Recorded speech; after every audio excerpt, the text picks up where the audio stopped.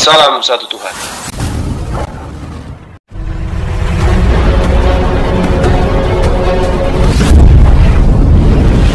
Ya, pengantar ini singkat para sahabat. Dukung semua ya sahabat-sahabat kita channel Densa News Muslim.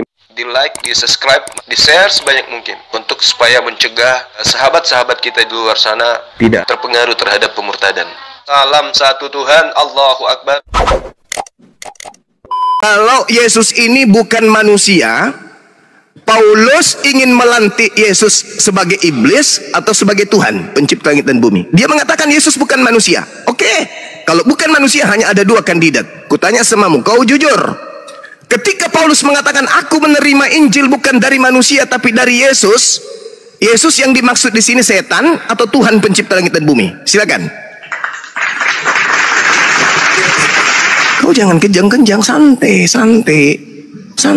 Kau berhadapan dengan Maha Guru ini. Oke, santai. ya. Jadi begini, Juma, kau tadi membawa Filipi 2, di situ kau katakan bahwa Paulus melantik Yesus jadi Tuhan. Perhatikan, melantik itu berarti ada si pelantik, ada yang Pertanyaan dilantik. saya yang terakhir itu terangkum di situ, Tuyul. Kau diskusi memang gak ada ilmu. Saya tahu ini kau rumus lah, bro. Kau dengarkan saya. Rangkuman penjelasan saya itu di akhir kalimat. Sebentar. Ketika Paulus mengatakan Kamu Maha aku Guru menerima atau Injil Maha bukan Kalau kau Maha Guru, dia aku menerima Injil bukan dari manusia. Islam, bro. Jadi gak usah lagi kok Filipi dan juga kitab Roma itu hanya kisi-kisi referensi. Paham kau kisi-kisi? Endingnya itu di kalimat terakhir. Paulus mengatakan aku menerima. Dengar, iya saya tahu, tapi saya luruskan. Namanya guru, namanya guru mendidik. Namanya guru mendidik anak murid begitu. Saya dong bicara. Ingat kalimat. Kalimat terakhirnya gurumu dengarkan. Kalimat terakhirnya gurumu dengarkan. Kulempar kau penghapus lama-lama ya. Gurumu mengatakan, dengar. Gurumu mengatakan, Paulus berkata, aku menerima Injil bukan dari manusia. Kandidat tinggal dua nih. Kalau bukan manusia, Yesus itu menurut Paulus, dia setan atau dia Tuhan pencipta langit dan bumi. Tinggal itu kau bahas. Yang kau Filipi, Roma, nanti ke situ lagi. Itu hanya kisi-kisi seorang guru ketika menjelaskan punya kerangka kemudian supaya muridnya itu bisa paham. Ngerti kau? Jadi yang kau jelaskan sekarang ini adalah kalimat terakhir sang Maha Guru. Apakah Paulus mengatakan aku menerima Injil bukan dari manusia? Berarti dia menerimanya dari setan atau dia menerimanya dari Tuhan pencipta langit dan bumi? Silakan. Kalimat terakhir dong. Lanjut. Dari dulu kau jadi muridku nggak cerdas kau ini.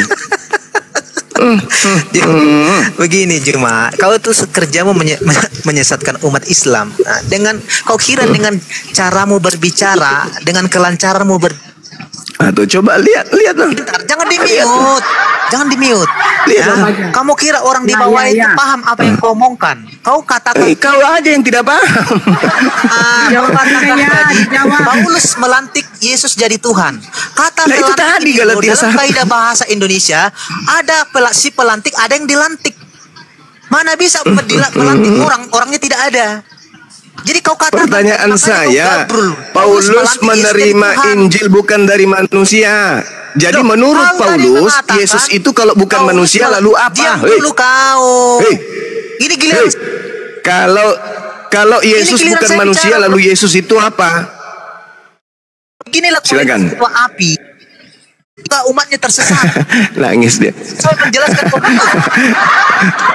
saya sudah ada di endingnya. Kalau Yesus diakui bukan manusia, lalu dia apa?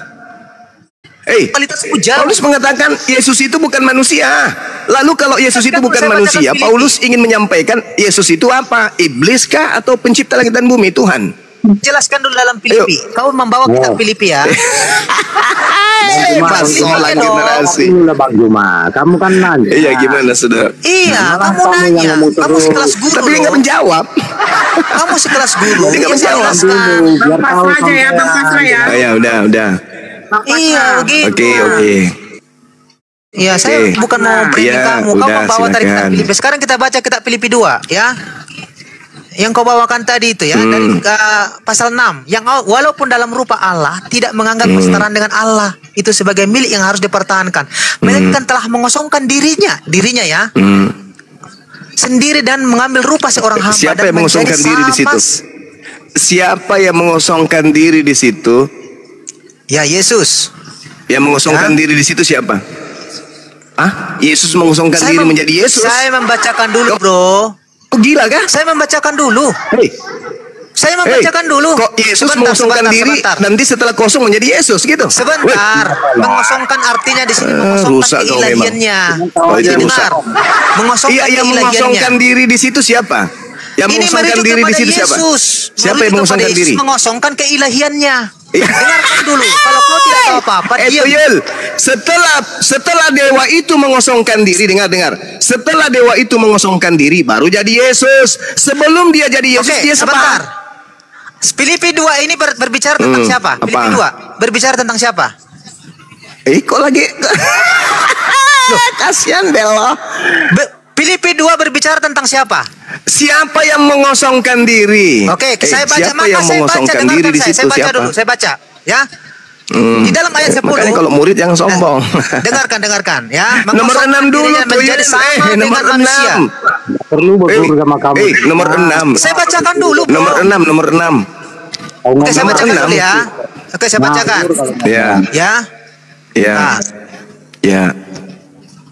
Yang walaupun dalam rupa Allah tidak menganggap kesetaraan dengan Allah itu sebagai milik yang harus dipertahankan. Allah di situ siapa? Allah di situ siapa? Allah di situ siapa? Yesus gambaran Allah, karena yang dikosongkan di sini sifat ilahiannya. Masalah generasi. Itu bukan Yesus. Oke, diam. Hei, Tuyul. Kamu diam itu dulu. Bukan Yesus. Ini ayatnya nanti kalian lihat di ayat 10. Ini berbicara tentang Yesus yang taat sampai mati. Nah, kau lihat ini. Ayat 9. Theos di situ siapa? Ayat 8. Dalam keadaan sebagai manusia, ia telah merendahkan dirinya dan taat sampai mati. Bahkan sampai mati di kayu salib. Yang mati di kayu salib siapa? Longor, bodok. Siapa? Longor. Yang mati di kayu salib itu dewa yang telah mengosongkan dirinya. Kau menjadi ketua api, bodok, goblok. Makanya lah, yang mati di situ siapa? Kapan seperti ini, Pak? Yang disalib? Ya, yang disalib di situ siapa? Saya katakan kau. Yang disalib di situ siapa? Yesus yang disalib. Yang disalib. Nah, sebelum dia menjadi Yesus, dia siapa? Ayo. Dia firman Tuhan yang berinkarnasi menjadi manusia. Maka dikatakan mana ada firman Allah itu. Ketika mana dia berinkarnasi jadi manusia, dia mengosongkan keilahiannya menjadi sama seperti manusia, menjadi sama seperti hamba. Tuyul. Makanya dia taat sampai mati. Tuyul. Di situ ayat itu berbicara tentang Yesus yang disalibkan.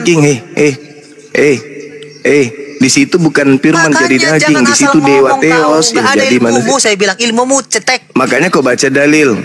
Ketua api sekelas kau. Makanya kau baca dalil. Ya, bodohnya tidak pertolongan. Makanya kau baca dalil. Ya, bodoh. Baca dalil. Nah, sekarang saya baca dalil. Bertanya sama kamu. Saya baca dalil. Pertanyaan saya mana jawabannya? Wah, Filipi 2 pertanyaan saya mana? Filipi 2 hangus. Pertanyaan saya jawabannya mana? Kau tadi mengatakan di awal prolog mengatakan Yesus dilantik jadi Paulus Tuhan. Mengatakan, kata melantik ada si pelantik, ada yang dilantik, ada sumpah. Tunjukkan saya itu, nggak ada. Itu hangus. Sekarang orang Kristen kalau ditanya yang digantung di pohon itu di rumahmu yang tanda siang itu siapa? Apa bilangmu? Tuhan. Iya kan? Di gerejamu meneranya itu tanda salib itu tanda apa? Tanda apa? Tempat digantungnya Tuhan. Ya Tuhan, kau sendiri sudah melantiknya. Aneh kau ini jadi orang. Pertanyaan saya sederhana lu. Apakah Paulus ingin melantik Yesus itu Tuhan pencipta langit dan bumi? Iya. Faktanya dia mengatakan aku menerima Injil bukan dari manusia. Oke. Tapi dari mana, Bos? Dari Yesus Kristus. Nah, berarti kandidat manusia udah gugur. Tinggal satu kandidat nih. Tinggal dua. Kalau dia bukan iblis, berarti dia adalah Tuhan pencipta langit dan bumi. Nah, ayo. Paulus menerima firman dari mana? Tinggal dua kandidat. Manusia bukan. Berarti bukan anak Maria. Tinggal dua. Pencipta langit dan bumi atau iblis? Gila 25. Nah, silakan. Itu 28. Tinggal 2 kandidat. Mana timbang? Ya, pasrah, silakan, pasrah. Bentar dulu Pak, lagi ada apa ini sebentar. Biar laju aja dulu Pak, cuma dulu sebentar aja saya. Ya, murid saya Rabi itu udah lama, dia memang nggak pernah mau tunduk pada akal. Dia selalu mau didoktrin aja hidupnya. Tadi di Filipi 2 itu teos di situ. Jabatan tertinggi, hakikat tertinggi, esensi tertinggi. Oke? Itu duduk pada posisi teos. Kalau kita berbicara mengenai Filipi 2 itu, di situ sangat jelas dikatakan bahwa yang turun ke bumi di Filipi 2 ini itu adalah teos. Di Filipi 2-nya, teosnya itu yang turun ke bumi mengambil rupa manusia. Tapi apa kata si penyesat tadi, si murid durhaka ini? Dia mengatakan apa? Yang turun ke bumi itu bukan teos, Bang. Lalu siapa? Yesus dalam wujud ilahi. Akan kampret. Penipu.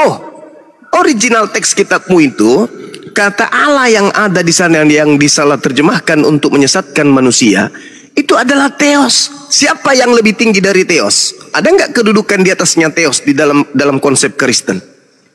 Nggak ada. Tapi kalau dalam status dogma doktrin gereja, yang lebih tinggi dari teos itu adalah Paulus. Kenapa Paulus lebih tinggi daripada teos? Karena Paulus mampu kemudian membatalkan firman-firman teos. Atas perintah siapa? Ada lagi di belakangnya Paulus. Siapa? Itulah makhluk yang datang mengaku, akulah Yesus yang kau aniaya.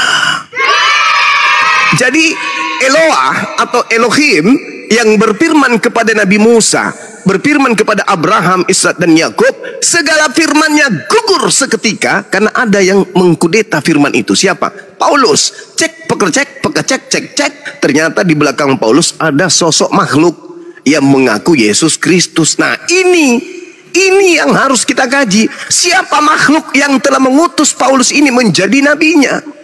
Makhluk mana ini yang datang kepada Paulus mengutus nabinya? Kata Yesus Matius 24 nomor 23 24. Jadi apabila ada orang berkata kepadamu ada Mesias di padang gurun, ada Mesias dalam bilik, jangan kamu percaya, sebab Yesus palsu, Kristus palsu, dan juga nabi-nabi palsu akan datang melakukan banyak tanda yang dahsyat dan mukjizat sekiranya mungkin menyesatkan banyak manusia, orang-orang pilihan juga. Jadi yang dimaksud di sana adalah ada Kristus palsu datang kepada manusia yang adalah nabinya, utusannya, untuk membatalkan segala perintah Tuhannya orang Yahudi. Bahkan perintah Yesus asli pun itu dibatalin. Nah, ini Bang Juman. Halo? Ya, sedikit lagi Bang. Jadi saudara, teos itu yang dikatakan Filipi 2 nomor 6 itu adalah hakikat paling tertinggi. Tidak ada lagi di atasnya teos, nggak ada. Nah, hakikat tertinggi ini yang turun ke bumi menjadi Yesus. Itulah yang dilantik oleh Paulus. Begitu saudara. Ya, lanjut. Sebentar Bang Pasrah, bentar. Agama apa Bang? Selamat subuh. Agam? Ya, Muslim. Walap Bunda. Walap. Waalaikumsalam ya, dibawa dulu ya Bang ya. Izin ya, biar kita naikkan Kristen yang lain. Oke. Iya. Ya, silakan pasrah aja. Kalau ini Bang, pasrah aja nih Bang. Lanjut pasrah. Oke. Pasrah. Pasrah mau ganti Tuhan kemarin bilang. Mau ganti Tuhan ya? Halo. Ya, lanjut. Bang. Nah, begini Bang Juma, ada pertanyaan saya. Nabi yang paling terakhir nabi apa? Kalau di Islam itu kawan, jelas khataman nabiin itu baginda Rasulullah Muhammad SAW. Tapi kalau menurut Paulus di dalam 1 Korintus 12 nomor 28 masih banyak nabi-nabi di jemaat Kristen, kata Paulus. Ya mungkin saja Anda salah satunya nabi itu. Begini Pak, begini ya, saling dengar ya. Iya. Nah, jadi begini, sebelum Nabi Isa, habis Nabi Isa siapa nabi? Habis Nabi Isa, baginda Rasulullah Muhammad SAW, sang penolong lain, sang penghibur. Nah, ini Pak, dia Bapak bilang tadi, Bang Juma bilang, Yesus berkata kalau ada nabi yang palsu nanti, yang terakhir. Yesus mengatakan itu, iya kan? Oke. Nah, berarti nabi yang terakhir itu berarti palsu. Oke, boleh saya bantah? Boleh. Boleh? Oke. Jadi Yesus tidak mengatakan nabi terakhir, saudaraku. Yesusnya berkata, waspadalah kepada nabi-nabi palsu, bukan nabi terakhir. Waspadalah kepada nabi-nabi palsu yang datang kepada kamu.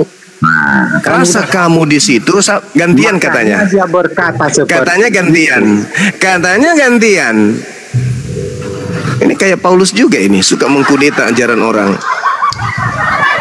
Kalau Bapak mau diskusi sopian, kita sopian. Kalau mau bantah-bantahan, saya jagonya. Saya ini orangnya sama seperti bom-bom. Mesin ketik peninggalan Belanda juga belum pernah ada orang bisa mengalahkan saya berdebat. Oke? Jadi tenang. Dengarkan Pak penjelasan saya. Yesus tidak pernah berkata waspadalah kepada nabi terakhir. Yesus berkata waspadalah kepada nabi-nabi yang datang kepada kamu. Kamu di situ adalah muridnya yang sedang berbicara pada saat itu. Nabiku itu ada di abad ke-7. Bagaimana mungkin abad ke-7 hadir di abad pertama?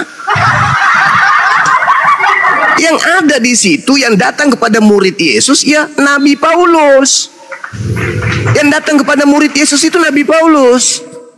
Lalu kemudian di dalam 1 Korintus, Nabi Paulus ini juga mengatakan bahwasanya di tengah-tengah jemaat ada nabi. Berarti di tengah-tengah Kristen pengikut Paulus itu ada nabi-nabi, termasuk Nabi Luga mungkin. Lalu kemudian nih, tak ajarin Pak, paling lama 1 menit. Tahan, sabar. Ini ilmu. Kalau orang Muslim yang mendengarkan udah bosan, udah dengar. Tapi kalian yang Kristen ini yang kudu harus disuapin terus. Kata Yesus, tanda-tanda nabi palsu itu Pak, 1, memanggil Yesus Tuhan. 2, bermukjizat pakai nama Yesus. 3, bernubuat pakai nama Yesus. 4, bermukjizat pakai nama Yesus. 4 ciri-ciri dari pengikut nabi palsu ini tidak ada di pengikut Nabi Muhammad. 4 ciri-ciri ini semuanya ada di Kristen pengikut Paulus botak. Sampai sini paham Pak? Nah tuh tanggapilah itu. Jadi yang dimaksud bukan nabi terakhir Pak. Yang dimaksud adalah nabi-nabi atau pengajar-pengajar atau rasul-rasul yang datang di abad pertama kepada murid-murid Yesus. Begitu Pak. Cobalah, Anda kan orang Indonesia, makan tahu tempe. Manfaatkan tahu tempe itu Pak. Tahu tempe itu membuat orang cerdas. Jangan manfaatkan babi membuat orang bodoh. Lanjut.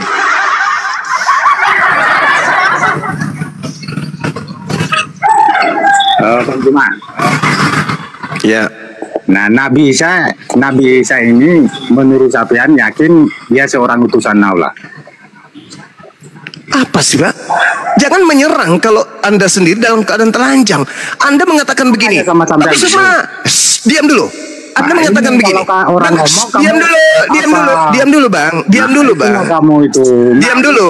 Dalam dengar Bang. Dengar saya dulu, dengar. Anda menegur saya yang tidak pakai baju tapi saya pakai celana panjang utuh. Bang semua. Ya paman, kenapa kamu nggak pakai baju? Kau itu memalukan loh. Nah itu. Tapi pada saat Anda teriak seperti itu, Anda lagi telanjang bulat. Ini saya sedang menelanjangi Anda loh. Yesusnya mengatakan tanda-tanda daripada nabi palsu itu pengikutnya semuanya ada di Kristen. Kenapa lagi Bang Syirah, Nabi Muhammad, kenapa begitu cara dialognya Pak? Anda manusia kan? Anda orang Indonesia kan, makan tahu tempe, cerdaslah sedikit. Jangan dominan babi yang menguasai diri Anda. Tahu tempe itu bikin orang Indonesia cerdas. Itu loh. Tanggapi dulu. Yang saya maksud tadi itu kita kerucutkan materi, jangan kemana-mana perginya. Saudara, Nabi palsu itu datang kepada murid Yesus. Waspadalah kepada Nabi palsu yang datang kepada kamu. Dia yang berkata itu kan. Makanya jangan Nabi yang nggak benar. Yesus ngomong bahwa Yesus berkata kepada muridnya agar waspada kepada nabi palsu yang datang kepada muridnya. Muridnya hidup tahun berapa Pak? Kutanya dulu. Murid yang berbicara dengan Yesus pada saat itu hidup tahun berapa? Saya nggak tahu masalah tahun-tahun. Saya nggak bahas masalah tahun-tahun itu. Oh, pantes aja. Kamu itu ngawur kan. Yesus berkata, dengar ya. Yesus berkata kepada siapa? Nah, ya kamu yang ngomong sekarang ini kan, Yesus berkata kepada siapa? Oh gitu. Makanya jangan terlalu banyak kawinin babi. Jangan terlalu banyak kawinin babi abang ini. Kurangi kawinin babi Pak. Kamu yang sesat. Yesus berkata dengan siapa pada saat itu? Ya kamu ngomong tadi kan sama murid-muridnya toh? Saya bukan Yesus, koplak. Alah, Yesus berkata kepada murid-muridnya, biar jelas. Nah, murid-muridnya itu hidup tahun berapa? Jangan ikut. Murid-muridnya itu yang mendapatkan nasihat itu hidup di abad keberapa?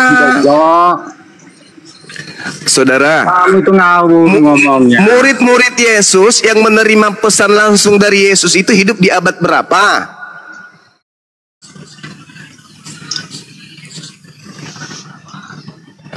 Kenapa jadi bodoh? Kenapa jadi bodoh? Enggak lah, aku enggak heran. Anda kan masih Kristen ya? Oh iya, Kristen kan identik dengan kebodohan dalam hal agama, karena kalian tidak menggunakan akal. Yesus pada saat itu berbicara dengan muridnya yang hidup di abad keberapa? Abad pertama. Nabi Muhammad yang kau tuduh sebagai nabi palsu yang dituduhkan di situ, itu hidup di tahun berapa? Abad ke-7. Nyambung nggak di situ, koplak, tuyul? Nyambung nggak? Hidup nggak murid Yesus yang mendengarkan nasihat Yesus itu pada abad ke-7? Kan tidak. Inilah kalau sudah jadi Kristen. Terlanjur Kristen, terlanjur bodoh, bahlul, dongo. Dakian hidup lagi, banyak utang lagi. Diajarin kok malah bukannya pintar malah jadi bodoh. Yesus berbicara kepada muridnya yang hidup di abad pertama. Apa kata Yesus? Waspadalah kepada nabi-nabi palsu yang datang kepada kamu. Berarti nabi palsunya ada di abad pertama. Siapa yang ada di abad pertama yang mengajarkan agama lain daripada agama Yesus? Ya Paulus. Itulah yang dimaksud nabi palsu. Mana pengikutnya? Ya Kristen. Kristen memenuhi ciri-ciri itu enggak? Iya. Yang pertama angkatan jahat. Aja. Yang benar aja kalau ngomong itu. Yang bener aja kalau ngomong macam paten aja otak kau itu, otak kucing. Kalau memang benar-benar agamamu benar-benar baik aja. Kenapa jadi serang agama saya? Kamu yang membahas tentang nabi palsu, kenapa bahas agama saya? Yang bahas pertama tadi, dengar dulu ya. Dan membahas saya yang pertama tadi itu saya ikuti tema Cak Kangkung. Sejak kapan Yesus jadi Tuhan? Kan itu sejak kapan Yesus jadi Tuhan itu. Nah, sekarang kau bahas itu. Dengar. Nah, aku tanya juga sama kamu, nabi apa yang pertama? Tuyul. Kok nggak nyambung? Temanya sejak kapan Yesus jadi Tuhan kok ke nabi? Udah dilayani tentang nabi pun lari entah kemana-mana. Kamu itu seperti orang yang telanjang bulat, biji sakarmu yang seperti kedondong itu, teriak ke anak-anak kecil, kamu kenapa nggak pakai baju nak? Itu nggak boleh, kau nggak pakai baju. Padahal anak itu pakai celana. Lah kau sendiri yang ngomong kayak gitu, lagi Serono, enggak pakai apapun. Itu namanya kau gila itu. Kau membahas Nabi Muhammad, yang kita bahas ini Yesus. Sejak kapan jadi Tuhan? Lebih bagus ngomong orang TK aja daripada kamu itu. Ngawur kalau ngomong gambut. Bang curhat lah bang. Bang begitu kalau ngomong. Udah sebentar bang pasrah, sabar. Saya sapa dulu Jeki, Evita. Ya sabarlah dulu bang Jeki, bang pasrah. Jeki, Evita. Ya halo. Ya agama apa bang? Selamat subuh. Agamaku Kristen. Kristen, oke. Evita, kakak, agama apa? Ya. Selamat malam. Kristen, ya. Bang pasrahkan aja ya. Tapi ya, kita gantian aja lah. Nyambung bang. Bang Jeki aja ya. Sebentar kak. Sebentar. Enggak, aku enggak seberapa paham aku tentang Bang Jeki dimi dulu lah. Anda pakai musik, ada musik itu. Ya, Kak Evita, silakan Kak Evita. Saya mau menanggapi Zuma ini bilang Kristen banyak utang. Jangan suka menyamakan. Memang ada yang banyak utang, ada yang tidak. Tapi Indonesia sendiri berutang kepada... Siapa yang bilang ada banyak utang? Bang Zuma tadi bilang ngomong bang. Iya, candaan itu. Iya, perlu clearkan ya. Kalau Indonesia juga berhutangnya kepada negara non-muslim. Oh, bukan utang itu. Iya. Maksud saya, kalian itu berutang dosa kepada Kristus. Semua dosa-dosa kalian jaminkan ke Yesus. Itu maksudku. Wah, parah ini orang. Kalau mengenai hutang dosa itu, Yesus memang datang untuk menebus. Memang menurut kamu. Memang menurut kamu, karena kamu agama pagan. Coba kau tunjukkan di mana di agama Yahudi menebus dosa menggunakan darah manusia. Di mana dalilnya? Itu persembahan anak kambing dan dosa iya, itu kan itu orang Yahudi. Orang Yahudi menggunakan binatang. Oke. Orang Kristen menggunakan manusia. Pertanyaan saya, orang Kristen menggunakan manusia sebagai tumbal penebus dosa-dosa laknat mereka, itu ilmu dari mana? Siapa yang memberikan legalitas melakukan kemudian penebus dosa dengan menggunakan darah manusia, itu ilmu dari mana? Setan. Aku kan? Udah tahu pertanyaan seperti itu. Sekarang begini, yang mempersembahkan kemudian Yesus untuk disalib, Tuhan atau setan? Yesus memang rencana. Yesus memang. Pertanyaan saya, yang membisikkan kepada Yudas, kepada imam kepala mahkamah agama agar membunuh Yesus itu Tuhan atau iblis? Kalau dia Tuhan, berarti Tuhan yang menginginkan menebus dosa pakai darah manusia. Tapi kalau iblis, berarti iblis menginginkan orang-orang Kristen memahami bahwa dosa Kristen ditebus dengan darah manusia. Kau jawab, siapa yang membisikkan kemudian kejahatan kepada batin, kepada hati Yudas, imam kepala mahkamah agama, untuk supaya mereka membunuh Yesus? Yang membisikkan kejahatan itu siapa? Tuhan atau setan? Jawab. Kalau Yudas memang dipengaruhi oleh iblis, tapi kalau imam kepala itu atas kehendak sendiri, karena tidak ada jadi dibisikan oleh iblis. Di dalam dengar. Di dalam kaidah orang berilmu, segala sesuatu kejahatan itu berasal dari iblis. Imam kepala mahkamah agama melakukan tipu muslihat. Tipu muslihat itu dari mana? Tuhan atau dari iblis? Tidak, segala bisikan itu bukan hanya dari iblis. Saya ulang lagi. Saya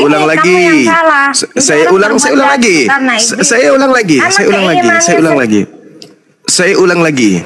Yudas kerasukan iblis. Imam kepala mahkamah agama melakukan tipu muslihat dan kesaksian-kesaksian palsu.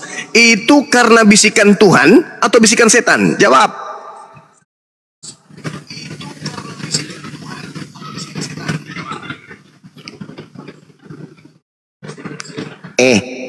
Nanti kan saya sudah mengatakan samamu, Yudas itu bisikan setan. Nah sekarang imam kepala dan mahkamah agama menyerahkan kemudian Yesus dengan kebencian, membuat kesaksian palsu, dan juga melakukan tipu muslihat.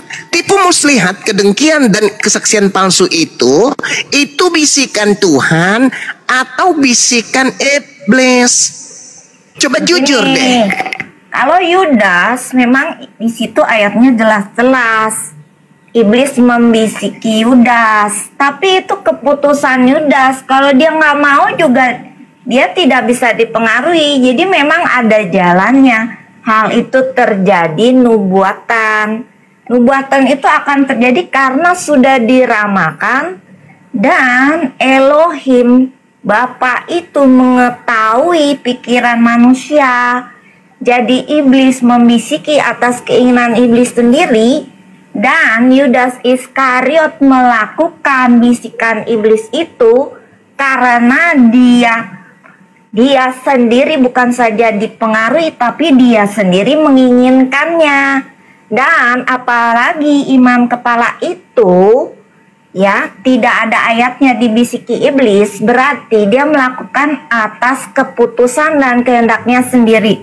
Seperti juga penjahat yang ada di dunia ini, seperti koruptor dan sebagainya, mereka melakukan atas kehendak sendiri, bukan karena bisikan iblis. Sudah jelas? Jadi kamu kalau berbuat jahat jangan salahin iblis terus ya. Itu karena kehendak dan keputusanmu sendiri. Nah, mengenai penebusan dosa, saya beritahu di sini kenapa kambing dan domba dipersembahkan dalam tradisi Yahudi. Silakan Bunda Nora, mungkin Bang Juma tadi kena report banyak penombak di bawah. Ya. Dijelaskan aja. Silakan Kang Dito. Monitor Kang Dito. Assalamualaikum warahmatullahi wabarakatuh. Waalaikumsalam warahmatullahi wabarakatuh. Nah Bu, ini ya, Bu Runda. Saya ingin menjelaskan mengenai penebusan dosa. Ya, coba standby aja yang moderator. Bu Runda pasti naik lagi tuh. Saya ingin menjelaskan penebusan dosa yang tidak difahami oleh pihak Muslim karena mereka tidak benar-benar belajar Alkitab. Nah, penebusan dosa kenapa? Bang Zuma mana? Bang Zuma kena report. Ya, saya ingin bicara mengenai penebusan dosa. Sabar dulu Bu, sabar dulu, gantian. Banyak tentara Romawi di bawah, Bun. Saya tidak report loh. Saya tidak. Oke, gini Epita, kalaulah kami mengikuti Epita tentang penebusan dosa itu untuk kalian dan untuk seluruh manusia. Lalu kenapa Paulus mengatakan di Roma 8 nomor 10 itu orang Kristen yang hidup di dalamnya ada Kristus tetap mati dalam keadaan berdosa? Oh ya, itu dosa perbuatan. Maksudnya dosa perbuatan, bukan dosa waris. Lalu yang ditebus dosa apa? Dosa waris itu dosa yang dilanggar oleh Adam dan Hawa, sehingga iblisnya marah. Mati. Iblisnya marah. Mati. Akun baru 2 jam, belum cukup pun 2 jam. Bangkit dari kubur selama 6 hari. Dimakan lagi sama dia. Terguncang iblisnya. Lanjut, Bu Runda. Jadi gini, Saudara Epita. Assalamualaikum, Bu Runda. Waalaikumsalam warahmatullahi wabarakatuh, Dindaku. Sebenarnya kalau orang lain terus yang ngomong ya akhirnya saya turun deh. Saya justru di sini lagi bisa, jadi saya jelasin ya kan. Nah. Oh ya ini. sudah. Coba kamu jelasin. Mengenai nih pertanyaannya. dosa, Dengar dulu. Itu penting. Pertanyaannya. Iya. Coba. Dengarkan dulu saya. Nah, yang merasuki imam kepala mahkamah agama sehingga mereka kemudian menurut Pilatus dalam Matius 27:18, orang-orang Yahudi, ahli kitab, ahli Taurat, imam kepala mahkamah agama, orang Farisi menyerahkan Yesus karena dengki. Sehingga mereka membuat tipu muslihat, mereka membuat kesaksian palsu. Mereka melakukan itu karena kerasukan Tuhan atau kerasukan iblis? Jawab itu dulu. Silakan. Mereka melakukan Mereka melakukan tipu muslihat Ya kehendak Markus sendirilah. 14 nomor 1. Kemudian Itu keinginan mereka mereka melakukan sendiri, jangan kesaksian selalu palsu. salahkan Matius iblis. 26 nomor 4 nomor 59. Mereka melakukan itu karena kerasukan, kena bisikan iblis, atau karena mereka mendengarkan perintah Tuhan untuk supaya mereka membuat tipu muslihat. Jawaban saudari apa? Yang kehendak mereka sendiri. Bukan karena bisikan iblis. Kalaupun dia dibisikin, Kamu ingin melindungi orang- iblis gitu. Orang diujuk-ujuk. Berarti ya. kamu ini pahlawannya iblis. Orang membujuk orang, bisa orang membujuk kamu untuk Pertanyaan berbuat jahat. saya, Kalau kamu hei. tidak mau, kamu juga nggak bisa. Anda di dibujuk. sini itu jadi pahlawan setan loh. Saya bertanya sederhana. Imam kepala ini adalah ahli Taurat. Ahli Taurat itu orang benar. Mereka adalah orang-orang yang benar dalam pandangan Taurat. Oke? Mereka anak keturunan Nabi Yakub. Mereka orang-orang benar dalam pandangan Torah. Bahkan kalian mengatakan keselamatan itu dari sono. Sekarang kenapa kau lebih bela setan? Pertanyaan saya, tidak imam bela. kepala, sabar, mahkamah agama melakukan tipu muslihat, melakukan kemudian kesaksian-kesaksian palsu, dengki terhadap Yesus, sehingga mereka bersekongkol ingin membunuh Yesus, ditambah Yudas yang kerasukan setan yang tertulis. Maka pertanyaan saya, mereka ini melakukan itu semua karena firman Tuhan atau karena firman setan? Jawab. Karena udah banyak kejadian mereka itu dimarahi oleh Yesus. Nah, ini kalau Oleh ini Yesus, kalau mereka didendam. ini kalau pahlawan iblis ini begini.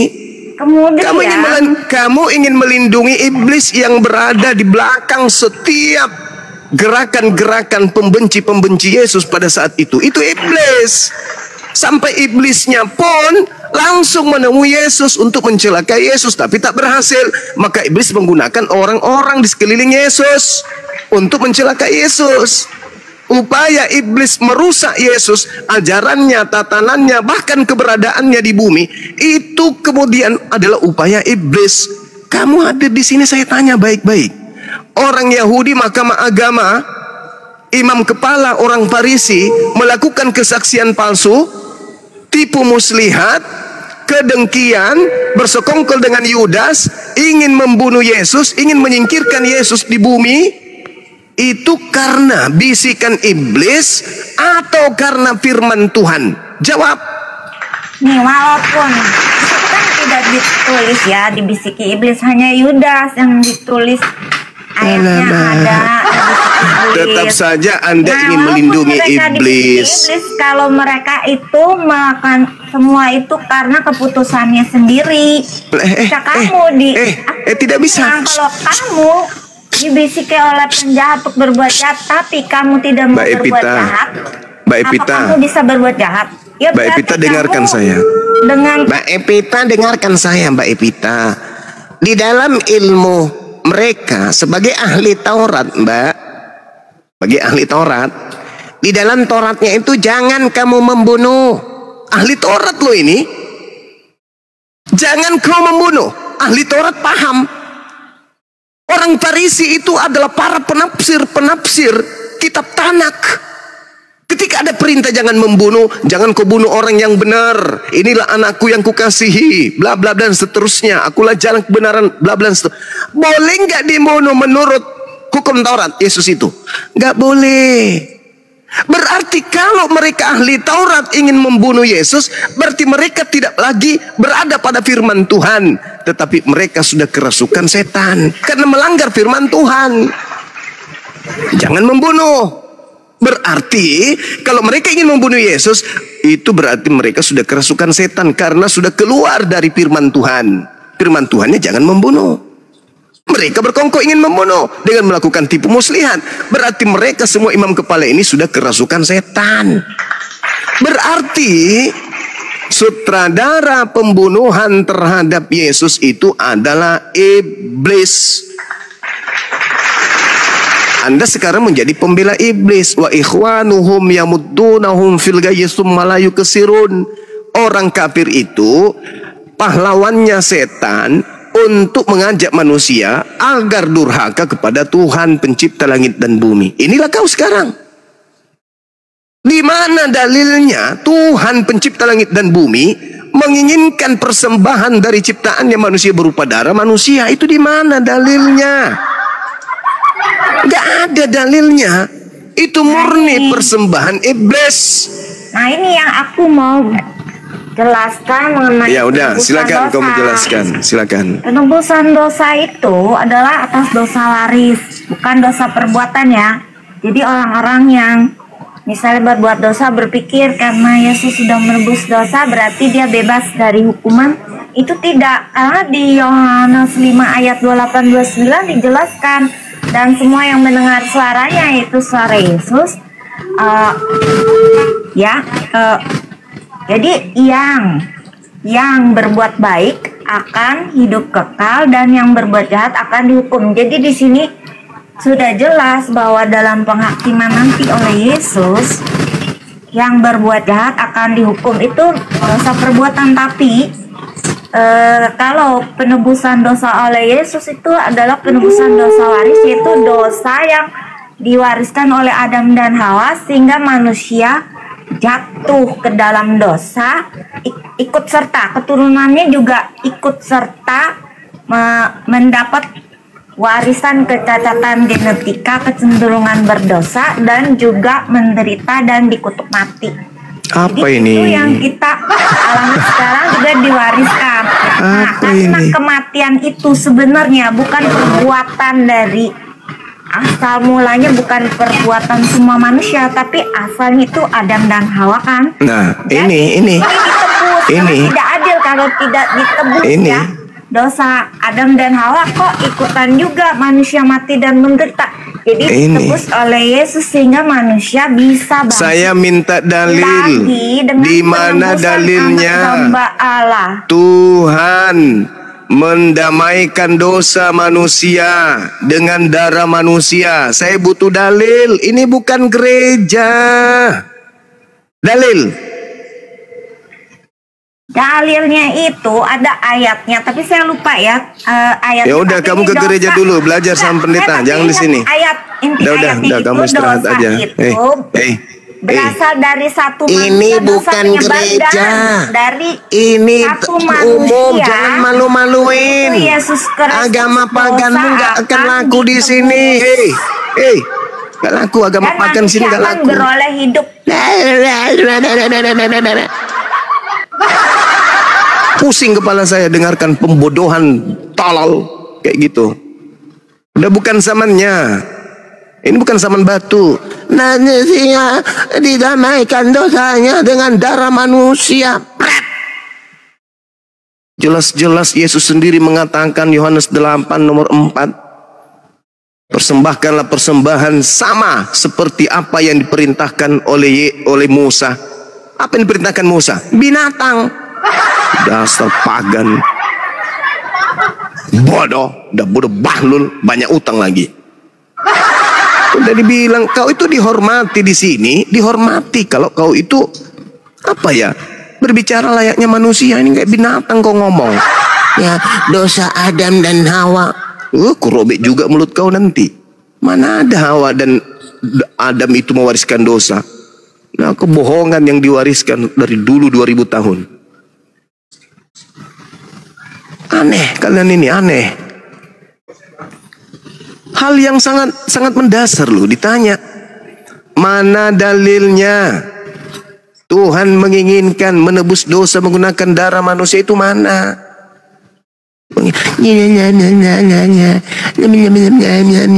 Apa itu? Di gereja oke lah kau pakai ilmu itu, silakan. Di sekolah minggu silakan kau pakai ilmu itu. Di depan umum, depan umat Islam janganlah. Tidak malu kau. Al-Quran surah Al-Hajj ayat 34 menjelaskan di kami umat Islam terkait dengan apa yang terjadi dengan umat terdahulu atau agama terdahulu atau kaum terdahulu. Allah subhanahu wa ta'ala menjelaskan. Apa kata Allah dalam Al-Quranul Karim? Walikulli ummatin ja'alna mansakal yazkurusmallah ala ma razaqahum min bahimatil an'am. Ini udah sering kali ku ajarin, padahal oten-oten ini. Kata Tuhanku, sebelum Nabi Muhammad diutus, dulu sudah dicanangkan setiap umat itu diatur syariat penyembelihan hewan agar mereka menyebut nama Allah atas rezeki yang dikaruniakan Allah kepada mereka berupa hewan ternak. Imamat 1 nomor 2. Katakanlah kepada orang Yahudi, pada orang Israel, apabila mereka hendak mempersembahkan kurban penebus dosa, hendaklah mereka mempersembahkan hewan ternak seirama dengan Quran. Nah ini kok tiba-tiba ada agama kok yang disalibkan manusia, sudah manusianya ini dianggap ternak pula tuh. Inilah anak domba. Apa pula anak orang dibilang anak domba? Yang pantas mengatakan Yesus itu anak domba adalah ibu kandungnya yang melahirkannya, bukan Yohanes. Maria, ya paman, yang kau kandung itu domba atau manusia? Ya manusia lah, manusia suci, terkemuka di dunia, di akhirnya yang keluar kok domba. Kalau yang keluar itu domba, bunyinya bukan begitu. Begitu ibunya gadan, maka keluar apa bunyinya? Meow, meow, meow. Nah itu baru domba, tuyul. Apa ini? Selamat pagi. Masih Bang Jumat udah kenal. Berkolor logika apa? Oh berlogika. Kang Dito tadi mengkik saya dia. Aduh, jangan budek-budek sekali lah Pak Ginting. Silakan Gurunda. Kang Dito main kick ya. Kau budek. Budek. Wah, karakter diskusi kok seperti itu. Ayo, Anda pasti sudah mendengarkan narasi saya di bawah. Saya katakan kepada saudara bahwasanya di awal tadi saya mengatakan ketika Paulus ini mengatakan aku menerima Injil bukan dari manusia, lalu dari mana? Kandidatnya ada 2, dari iblis atau dari Tuhannya Abraham, Ishak dan Yakub. Silakan. Sebelum kita gini, Pak Juma ya, Pak Zulkifli ya. Saya mau berdiskusi ketika seluruh kata-kata itu dipahami dengan benar itu. Injil itu bahasa apa itu? Bagus, bagus. Gak usah ke sana, ngapain harus? Itu bahasa Arab. Ya udah, kenapa Anda menggunakan bahasa Arab kepada orang Kristen? Karena muncul di dalam Bible pencurian secara terang-terangan kata Injil masuk di Bible. Pencurian. Iya dong. Kalau sesuatu yang dicuri perlu nggak Anda sampaikan kepada orang lain menjadi referensi? Orang Kristen ini Pak wujudnya manusia, tapi ketika berbicara mengenai agamanya dia lebih bagus kucing. Saya tanya. Anda bertanya pula tentang Injil, saya menjawab kata Injil itu bahasa Arab, diambil oleh lembaga Bible Indonesia secara tidak sah, masuk ke dalam Bible untuk menipu orang-orang. Paham? Oke, lalu kenapa Anda gunakan kepada saya? Karena Anda Kristen yang menggunakan di dalam Bible Anda kata Injil, tuyul.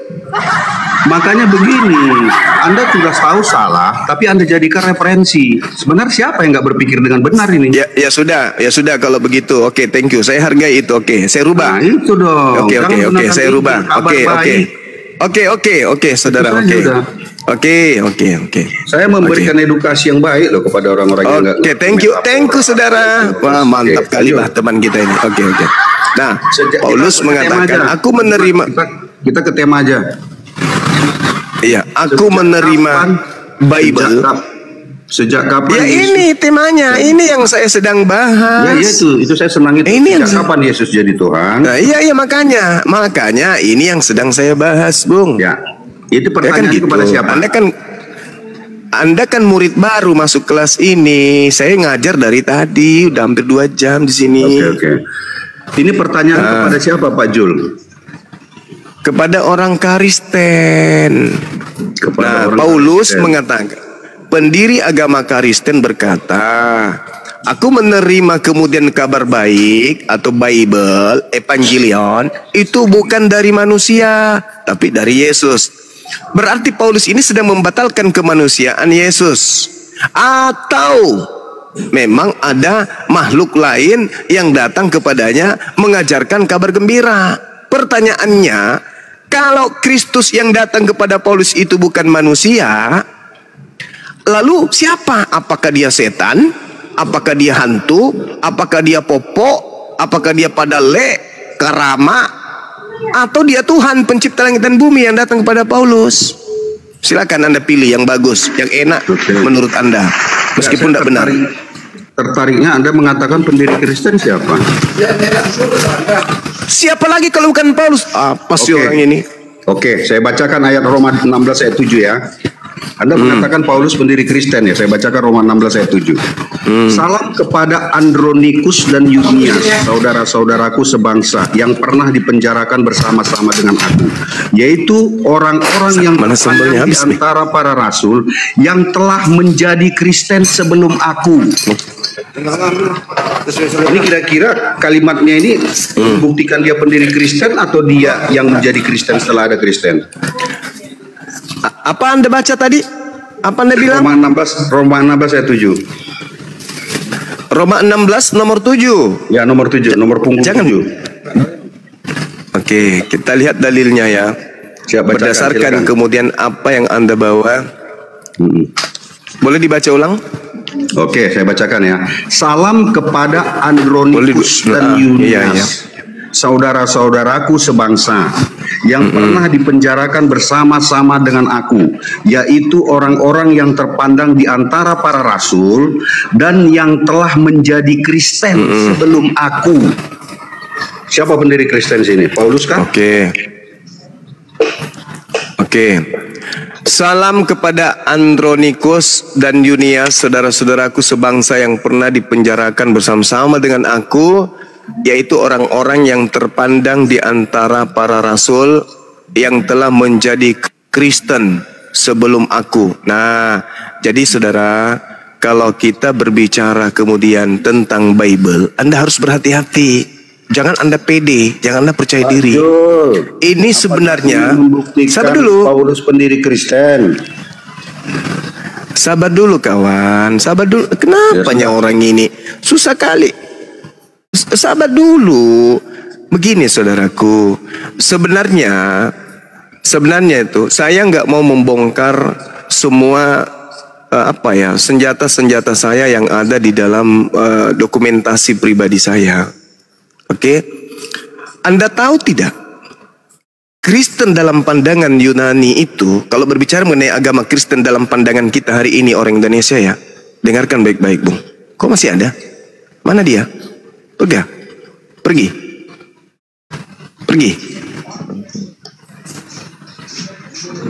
Bang Emrus? Tumben lari dia. Biasanya galak itu. Kok bisa? Dia tahu kelemahannya, Bang. Mau tahu titik kelemahannya? Dengarkan. Iya. Anak-anak saya di bawah, dengarkan. Ini rahasia sebenarnya. Ini dokumentasi Bang Suma dari tahun 2008 dalam catatan buku Keramat Bang Suma. Di dalam Kisah Para Rasul 24 nomor 5, di situ dikatakan, telah nyata kepada kami orang-orang Yahudi bahwa Paulus ini adalah penyakit sampar, seorang yang menimbulkan kekacauan di antara semua orang Yahudi di seluruh dunia yang beradab, dan bahwa ia adalah tokoh siapa? Tokoh dari sekte siapa? Nasorios. Jadi kalau berbicara mengenai Kristen dalam pandangan Indonesia itu sebenarnya dalam bahasa Yunaninya itu adalah Nasorios. Catat itu ya anak-anak yang di bawah. Sekali lagi saya katakan, Kisah Para Rasul 24 nomor 5, ketika berbicara mengenai agama Kristen, Kristen dalam bahasa Yunaninya itu adalah Nasorios. Mantap. Nah, lalu kemudian siapa tadi? Ya, siapa? Ulat bulu tadi ketika dia naik, dia membawa narasi Roma 16 nomor 7. Sebenarnya ini aib. Ini aib sekaligus ini adalah pukulan dan tendangan maut untuk gereja-gereja Kristen seluruh Indonesia, seluruh dunia malah. Mau tahu? Kenapa saya selalu menarasikan Kristen itu akar katanya Kristus. Siapa yang membawa nama Yesus Kristus? Ya Kristen, karena Kristen itu adalah pengikut Kristus. Kenapa saya pernah sering mengatakan bahwa Kristus palsu itu adalah Kristen-Kristen ini? Kristus palsu itu sebenarnya Kristen. Inilah data-data yang tersimpan di buku Keramat Bang Zuma. Roma 16 nomor 7, 1 Korintus 11 nomor 1, kemudian Kisah Para Rasul 9:22. Ini buku Keramat Bang Zuma, isinya itu semua. Kita lihat Roma 16 nomor 7. Salam kepada Andronikus dan Yunias, saudara-saudaraku sebangsa yang pernah dipenjarakan bersama-sama dengan aku, yaitu orang-orang yang terpandang di antara para rasul yang telah menjadi apa? Menjadi Kristen? No. Bahasa Yunaninya bukan Kristen atau Kristerios, bukan. Tapi apa? Kristus. Jadi Andronikus dan Yunias ini adalah Kristus, saudara-saudara. Berarti orang Kristen, Paulus, bla bla bla dan teman-temannya itu Kristus semua. Jadi Paulus di sini mengatakan apa yang terjemahan yang sebenarnya, teman-teman? Salam kepada Andronikos dan Yunias, saudara-saudaraku sebangsa yang pernah dipenjarakan bersama-sama dengan aku, yaitu orang-orang yang terpandang di antara para rasul dan yang telah menjadi Kristus sebelum aku. Anak-anak di bawah catat, Paulus itu sedang memproklamirkan bahwa setelah Yesus itu ada Kristus-Kristus yang lain. Di antaranya adalah Andronikus dan Yunias dan termasuk dirinya sendiri. Nah, itu yang perlu dipahami. Jadi kita jangan mau ditipu dengan terjemah. Sebenarnya original teksnya di situ Paulus mengatakan sebelum aku menjadi Kristus ada Kristus yang lebih dulu, yaitu Andronikus dan Yunias.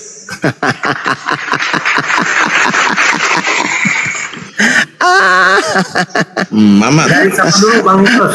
Sapa dulu. Iya, Mamat. Selamat sore, Mamat. Yo, selamat malam. Iya, malam Mamat. Iya, dari Kristen atau dari Muslim? Silakan. Kristen.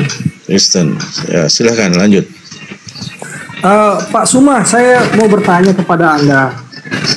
Ya.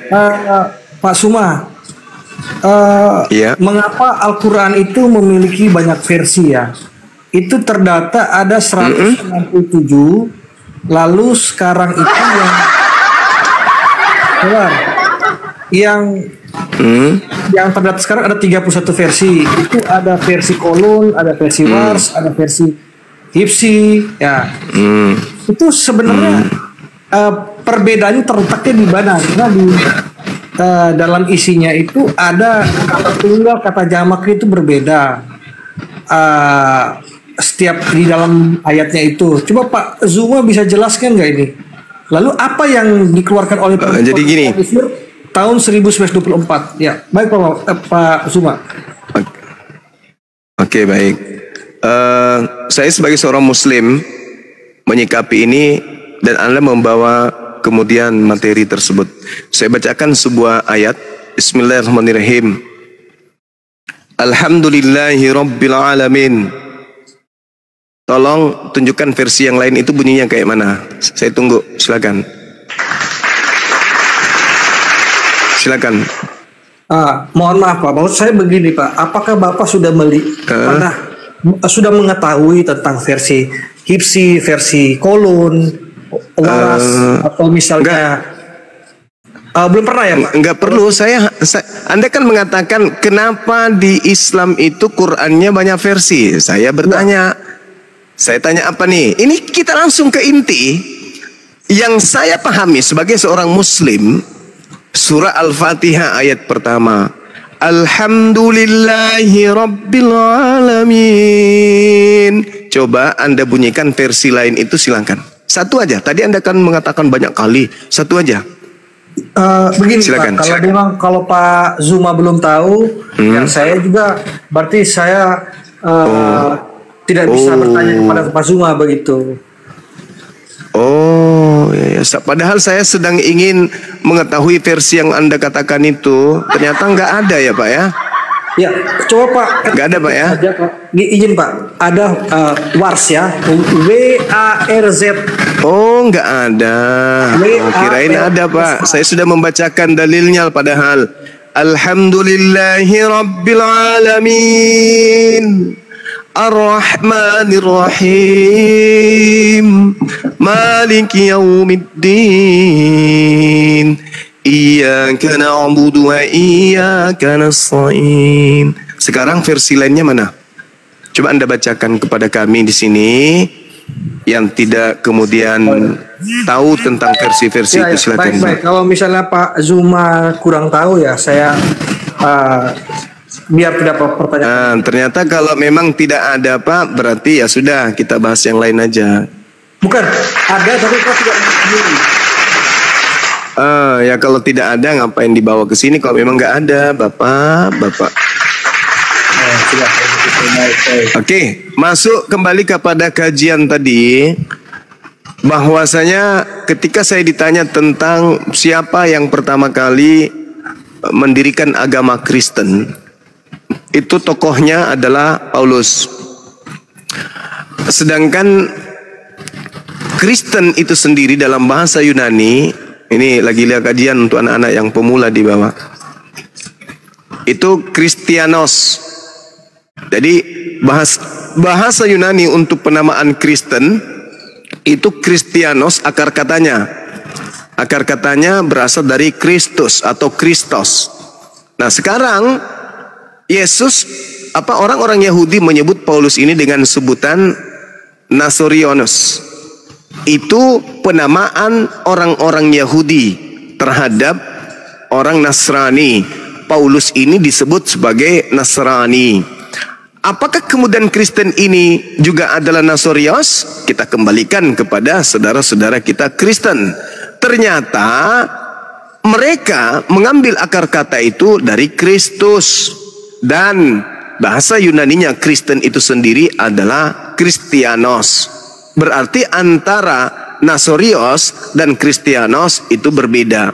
Nasorianos itu adalah sebutan ahli kitab yang murtad. Sebutan ahli kitab yang murtad dari agama Yahudi disebut Nasorianos. Sedangkan Kristen ini adalah murni pengikut Kristus. Jadi antara Paulus yang adalah orang Farisi katanya, orang Yahudi katanya, keturunan Benyamin, mereka disebut sebagai Nasorianos. Sedangkan Kristen, pengikut Kristus yang keluar dari kubur itu beda. Dia disebut Kristianos. Antara Kristianos pengikut Kristus dengan Nasorius pengikut orang yang berasal dari Nazaret, yaitu Yesus, itu adalah dua kelompok yang berbeda. Makanya saya tidak pernah mau menyamakan antara Nasrani dengan Kristen, karena memang dua kelompok ini berbeda, baik dari kalangan Bible itu sendiri dalam bentuk original teks maupun dalam bentuk pendalaman materi terhadap Al-Quranul Karim. Antara orang Nasara dengan orang-orang yang zalim, illal ladzina zalamu minhum, itu ada perbedaan. Nah, itu yang pertama. Kemudian yang kedua, ketika Yesus mengatakan, ini tadi malam saya jelaskan, kalau ada yang mengikuti saya semalam. Yesus mengatakan, waspadalah kepada penyesat yang datang kepadamu dengan memakai namaku dan berkata, akulah Kristus. Orang-orang Kristen itu semuanya adalah Kristus. Kenapa? Karena Kristen itu artinya pengikut Kristus. Kristus sendiri berasal dari kata Kristus. Kristen itu berasal dari kata Kristus. Berarti yang memakai nama Kristus ya Kristen, siapa lagi? Nah, sedikit demi sedikit terbongkar semuanya. Buku keramat itu akan terbuka.